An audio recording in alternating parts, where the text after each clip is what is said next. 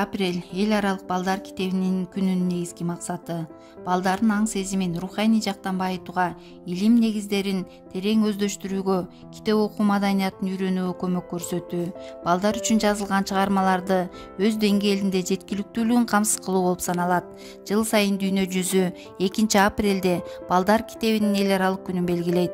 1967 жылдан бери балдар китебинин эл аралык кеңешинин чечими менен немец жазуучусу Ялла Лепанын сунушу менен Даниялык улуу жомокчу Ханс Кристиан Андерсендин туулган күнүнүн урматына 2-апрель эл аралык балдар китебинин күнү деп белгиленип келе жатат. 1953 жылы Ханс Кристиан Андерсен атындагы эл аралык кичинекей Нобелдик сыйлыкты уюштурууга сунуш киргизет.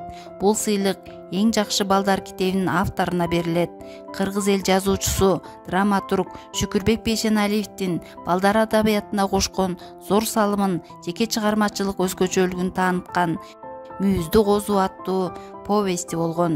Ал 1976 жылы балдар адабияты боюнча эл аралык жюринин чечими менен Хан Кристиан Андерсен атындагы ардактуу сыйлыкка татыктуу болгон.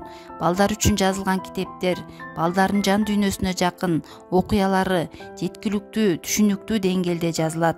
Аларды бизге тартуулагандар бал тилдүү балдар акындары менен жазуучулары.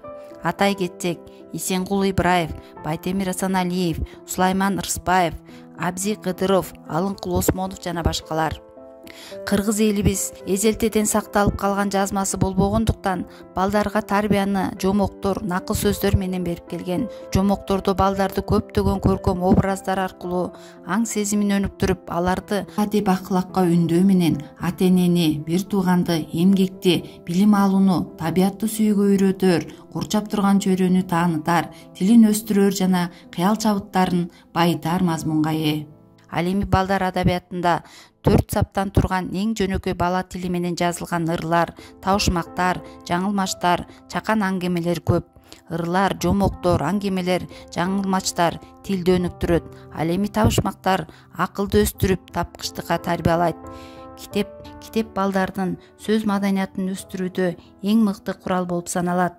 Сыйкырдуу, табышмактуу, кызыктуу окуялар менен кошо сөздүн сыйкырын, кереметин үйрөнүшөт.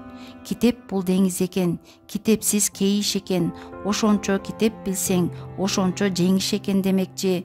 Китеп аркылуу өз эне тилинин байлыгын сезишет.